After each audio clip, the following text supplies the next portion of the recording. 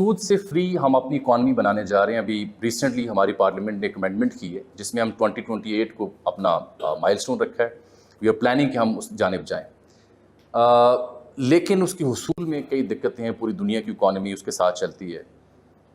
اس بیچ میں کیا ایسا کیا جائے کہ ہم انٹرنیشنل اکانومی کو بھی میٹ کریں اور ہم سود فری بھی.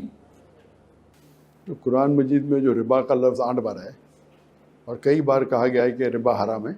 قرآن مجید میں اللہ تعالیٰ فرماتے ہیں سورہ بقرہ میں سورہ نمبر 2 آیت نمبر 279 میں, give up your demands of ربا. آپ ربا کو چھوڑ دیے.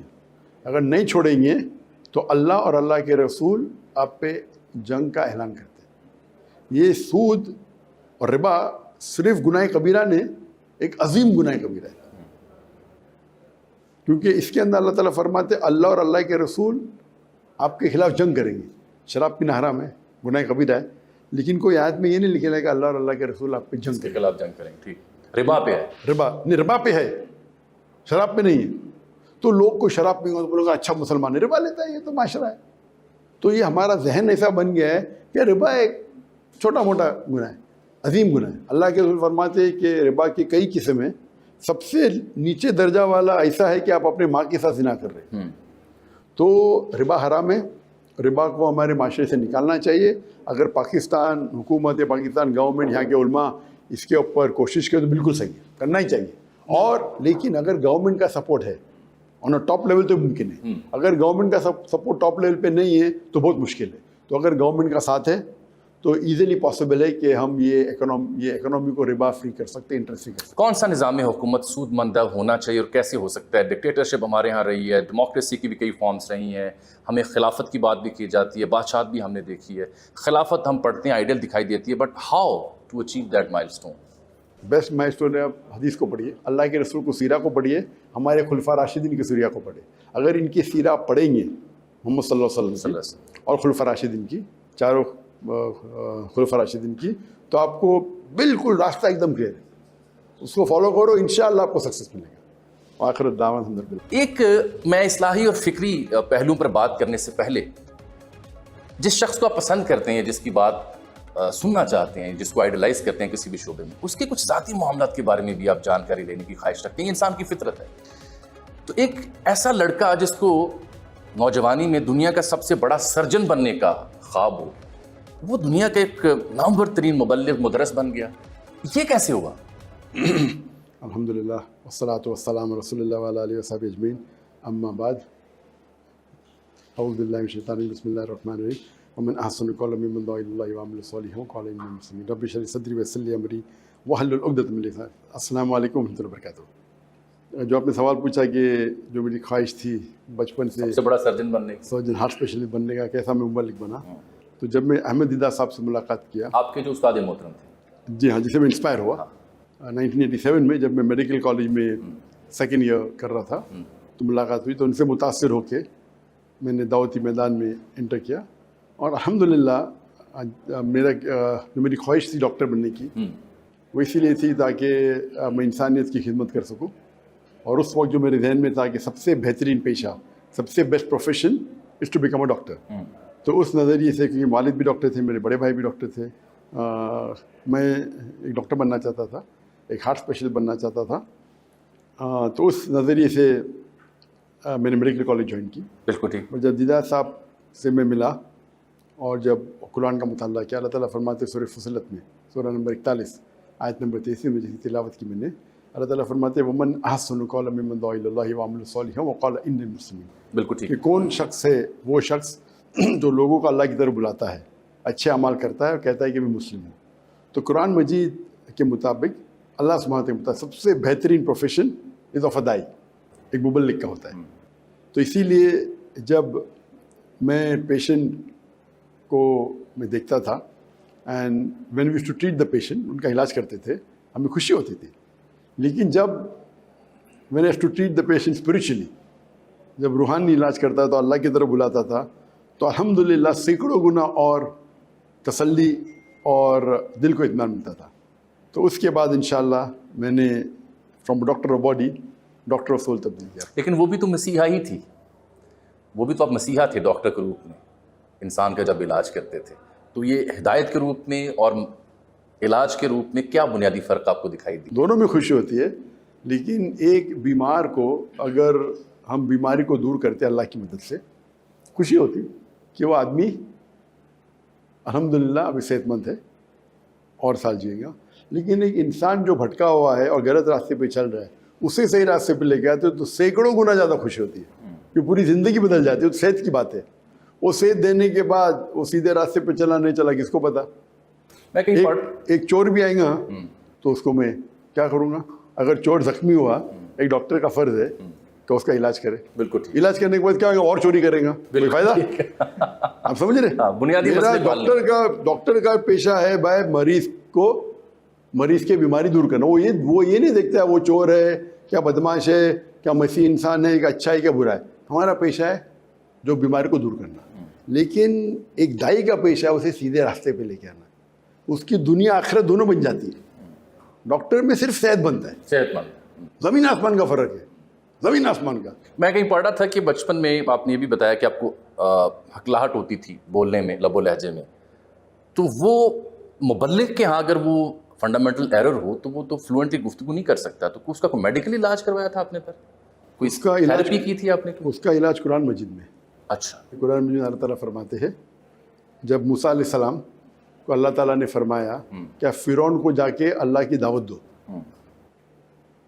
تو انہوں نے اللہ تعالیٰ سے دعا مانگی جو سورہ طٰ کی آیت ہے، سورہ طٰ سورہ نمبر 20 آیت نمبر 25 سے 28 جس کی میں تلاوت کی. رب اشرح لی صدری ویسر لی امری واحلل عقدۃ من لسانی یفقہوا قولی. بالکل ٹھیک.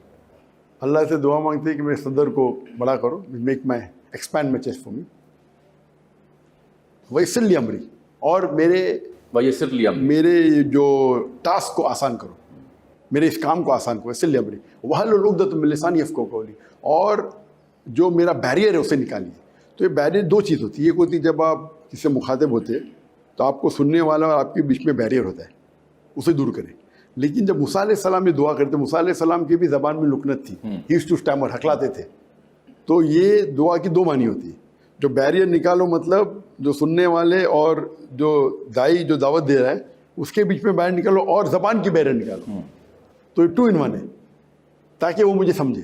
آپ غالباً 30 سال پہلے بھی تشریف لائے ڈاکٹر اسرار سے بھی جو آپ کی معاملات ہیں وہ سامنے ہیں. اسلامک سینٹرز کے علاوہ اب آپ کو اسلام یا مسلمان یا مذہب ہمارا پریکٹس میں لوگوں سے مل کے کیا تاثر بنا آپ کا؟ جہاں تک کہ پاکستان آنے کے بعد جو میرے ذہن میں تصور تھا وہ صحیح تھا کہ پاکستان یا پیشن ہے، جذبہ ہے. اور یہاں دیکھا تو جذبہ اور ہی نظر آیا، جو تصور تھا اس سے 10 گنا زیادہ. تو یہ ہمارا کام ہے، لیڈروں کا کام ہے کہ جذبے کو کس طریقے سے چینلائز کرے. اگر آپ اس جذبے کو صحیح طریقے سے چینلائز کرے تو الحمدللہ اٹس این ایسٹ. اگر چینلائز صحیح طریقے سے نہیں کرے تو it can be a problem. تو اگر ہم دیکھیں کہ نوجوانوں میں اور پاکستانیوں میں الحمدللہ جو جذبہ ہے، جو دین کا جذبہ ہے خصوصاً، وہ انتہا ہے ماشاءاللہ. خالی انہیں ڈائریکشن کی ضرورت ہے. اور اگر ہم ایک ہو جائے، مسلمان آپس میں نہ بٹے، جس طریقے سے اللہ تعالیٰ فرماتے سورہ ال عمران میں سورہ نمبر 3 آیت نمبر 103 میں وَاعْتَصِمُوا بِحَبْلِ اللَّهِ جَمِيعًا وَلَا تَفَرَّقُوا، کہ اللہ کی رسی کو مضبوطی سے پکڑے اور آپس میں نہ بٹے. تو مسلمان اگر ایک ہو جائیں گے، اللہ کی رسی قرآن اور صحیح حدیث ہے، اگر ان نوجوانوں کو صحیح دشا ملی، صحیح راستہ اگر ملے گا تو انشاءاللہ مجھے امید ہے کہ it will be a formidable force, it will be a power ماشاءاللہ. السلام علیکم ورحمۃ اللہ وبرکاتہ. ناظرین کیسے ہو سب؟ امید کرتا ہوں کہ آپ سب لوگ ٹھیک ٹھاک ہوں گے. ویڈیو آپ لوگوں نے آخر تک دیکھ لی اور کافی زیادہ پیارے سوال ہوئے تھے ڈاکٹر ذاکر نائک رحمۃ اللہ علیہ سے. پہلا سوال یہ ہوا تھا کہ سود کا خاتمہ کیسے کیا جائے، تو جس پر ڈاکٹر ذاکر نائک نے بہت ہی تسلی بخش جواب دیا. ڈاکٹر ذاکر نائک کا کہنا تھا کہ سود کا خاتمہ اسی طریقے سے ہو سکتا ہے کہ ہم اللہ کے رسول اور ان کے خلفائے راشدین کی سیرت کو دیکھیں اور اس پر عمل کریں کہ انہوں نے کیسا نظام چلایا تھا، کیسے عدل کیا تھا، کیسے وہ سارے برے کاموں سے چھٹکارا حاصل کیا تھا جو اس وقت میں عام تھے. آپ ان کو دیکھ کر آپ ان کے اسٹریٹجیز کو اپنا کر سود کا خاتمہ کر سکتے ہیں. اگر آپ لوگ دیکھیں تو وہ اسلام پر اتنا عمل کرتے تھے کہ جب شراب کو حرام نہیں قرار دیا گیا تھا تو اکثر جو اصحاب تھے وہ شراب پیا کرتے تھے کیونکہ ایک حلال چیز تھی تب، لیکن جیسے ہی حرام قرار دیا گیا تو سب نے ایک ساتھ چھوڑ دیا۔ اب آپ لوگ خود سوچے، آج کل کوئی ایک چھوٹا سا نشہ بھی نہیں چھوڑ پاتا اور اس سے کتنا پریشان رہتا ہے کہ یار میں یہ کیسے چھوڑوں گا، میں بار بار چھوڑ دیتا ہوں پھر میں شروع کر دیتا ہوں۔ لیکن اصحاب رسول صلی اللہ علیہ وسلم کی بات ہی الگ تھی، وہ ایک دفعہ ان کو ایک بات کہی جاتی تھی تو وہ سب اس پر عمل کیا کرتے تھے۔ اسی طرح اگر ہم خلفائے راشدین کی سیرت کو دیکھیں تو انشاءاللہ ہمارے معاشرے میں بہت سی برائیوں کا خاتمہ ہو سکتا ہے۔ ڈاکٹر ذاکر نائک ایک حدیث بھی بتاتے ہیں جس میں آپ صلی اللہ علیہ وسلم فرماتے ہیں کہ سود اتنی بڑی گناہ ہے جیسے اپنی والدہ کے ساتھ زنا کرنا۔ تو ناظرین، کوئی بھی انسان یہ نہیں سوچ سکتا کہ اللہ نہ کرے یا نعوذ باللہ وہ اپنی والدہ کے ساتھ اس طرح کے کام کے بارے میں کوئی بھی انسان سوچ نہیں سکتا، چاہے وہ جتنا بھی خراب ہو۔ لیکن سود تو ہم سب جو ہے اس کو کوئی نہ کہیں سے جواز بنا کر یا کوئی مجبوری سمجھ کر ہی لیتے ہیں، لیکن کتنی بھی مجبوری، کتنا بھی آپ کو کوئی کہے تو آپ جو مثال رسول اللہ صلی اللہ علیہ وسلم نے بیان کیا ہے وہ آپ نہیں کر سکتے۔ لیکن یہ دونوں سیم ہے، اگر آپ یہ خیال اپنے ذہن میں رکھیں گے تو آپ کبھی بھی سود کی طرف نہیں جائیں گے۔ اس کے علاوہ دوستو، ڈاکٹر ذاکر نائک سے ایک اور سوال کیا جاتا ہے اور وہ یہ ہے کہ آپ بچپن میں ایک ہارٹ کے ڈاکٹر بننا چاہتے تھے، دل کے مریض کے ڈاکٹر، تو آپ کا دعوت کی طرف رجحان کیسے گیا اور آپ کیسے دعوت کی فیلڈ میں آئے؟ تو ڈاکٹر ذاکر نائک کا کہنا تھا کہ جب میں چھوٹا تھا تو میری یہ دلی خواہش تھی کہ میں انسانوں کی خدمت کروں اور جتنی بھی لوگ ہیں ان کے کام آؤ۔ لیکن جب میں سیکنڈ ایئر میں گیا کالج میں تو میری ملاقات شیخ احمد دیداد سے ہوئی اور ان کے نظریے سے میں کافی زیادہ متاثر ہوا، اور پھر میں نے یہ سوچا کہ میں دعوت کا جو فیلڈ ہے وہ چنوں گا اور اس میں لوگوں کی خدمت کروں گا۔ اگر آپ لوگ خود سوچے، ڈاکٹر ذاکر نائک نے بہت ہی پیاری مثال دی۔ ڈاکٹر ذاکر نائک نے کہا کہ اگر میں ایک ڈاکٹر بنتا تو میں کچھ ہی لوگوں کا علاج کر پاتا، اور ایک بات دوسری کہ میرے پاس جو بھی بندہ آتا میں صرف اس کا ظاہری علاج کر پاتا، یا تو وہ چور ہوتا یا تو وہ ڈاکو ہوتا یا کوئی اور دوسرا غلط کام کرنے والا ہوتا اور وہ میرے پاس آتا، میں تو اس کا علاج کر لیتا، علاج کے بعد وہ پھر سے جاتا یا تو وہ چوری کرتا، جو بھی اس کا فیلڈ ہے غلط اس میں دوبارہ لگ جاتا، تو میرے اس کام کرنے کا اتنا جو ہے اچھا رزلٹ مجھے نہیں ملتا۔ لیکن اللہ نے میری نیت کو دیکھا اور مجھے ایک ایسے فیلڈ میں لایا کہ اب جب میں کسی کا علاج کرتا ہوں اور وہ ٹھیک ہو جائے تو وہ پھر زندگی بھر ٹھیک رہتا ہے، اور اس کی یہ دنیا تو ویسی بھی ٹھیک ہو جاتی، اس کا آخرت بھی ٹھیک ہو جاتا ہے، اور اس پر میں اللہ کا شکر ادا کرتا ہوں کہ مجھے یہ فیلڈ ملا۔ ناظرین، اللہ تعالیٰ دل کی نیت کو دیکھتا ہے اور انسان کے سوچ کو دیکھتا ہے اور اسی طرح اس سے کام لیا جاتا ہے۔ اگر آپ کی نیت ٹھیک ہو تو آپ سے بھی کافی زیادہ خیر پھیلے گا اس معاشرے میں۔ ڈاکٹر ذاکر نائک کی بچپن سے خواہش تھا کہ وہ لوگوں کے کام آئے اور لوگوں کی خدمت کرے، تو ڈاکٹر ذاکر نائک نے اللہ تعالیٰ نے ڈاکٹر ذاکر نائک سے ایسی خدمت لی کہ ڈاکٹر ذاکر نائک کے مرنے کے بعد بھی سالوں تک، جب تک دنیا رہے گی تب تک اس کی کیسٹ اور ان کی ویڈیوز سے لوگ فائدہ اٹھاتے رہیں گے۔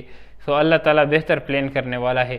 تو یہ ویڈیو میں کافی زیادہ پیاری پیاری باتیں کی ہے ڈاکٹر ذاکر نائک نے، اور انہوں نے پوری کہانی بھی سنائی، آپ لوگوں نے دیکھ لی کون سی ایسی بات تھی جو آپ لوگوں کو سب سے زیادہ پسند آئی، اور ڈاکٹر ذاکر نائک کی شخصیت کے بارے میں کون سی ایسے باتیں ہیں جو آپ لوگوں کو بہت زیادہ متاثر کرتی ہے، وہ بھی آپ لوگ ہمارے ساتھ کمنٹ سیکشن میں شیئر کر سکتے ہیں۔ مزید اس طرح کی ویڈیوز کے لیے ہمارے چینل کو ضرور سبسکرائب کریں، اور ایک ریکویسٹ کہ جہاں پر بھی آپ اسلامی ویڈیو دیکھتے ہیں کسی بھی چینل کسی بھی پیج کا، اس کو لائک اور شیئر ضرور کیا کریں، کیونکہ یہ آپ کے لیے صدقہ جاریہ ہے۔ السلام علیکم ورحمۃ اللہ وبرکاتہ۔